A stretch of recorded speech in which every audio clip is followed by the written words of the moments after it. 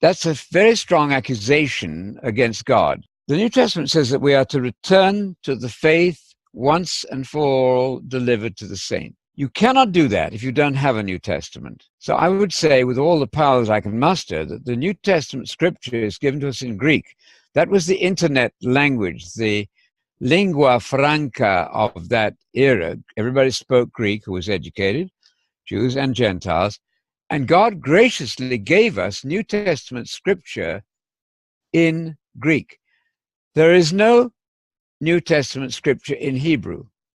That's an absolute fraud. Don't talk to me about the Shem Tov in the 1300s. That's not remotely to do with New Testament scripture. So stick with the Greek New Testament scripture. You can use the LXX Greek version of the Old Testament, which is often cited, not invariably, often cited by the New, but by no means fall for the removal of scripture by saying that it's really in Hebrew, which you haven't got. If you haven't got it, you haven't got scripture. You cannot play chess without a chessboard. You have to have the defining limits and lines on any discussion of Bible and commandments, obedience to God. The scriptures are in Greek. We have multiple manuscripts. We have to decide sometimes between what has been corrupted and what hasn't. That's a different issue. But it's completely false to say that New Testament scripture was original Hebrew and we've lost it. Then you've lost the faith entirely.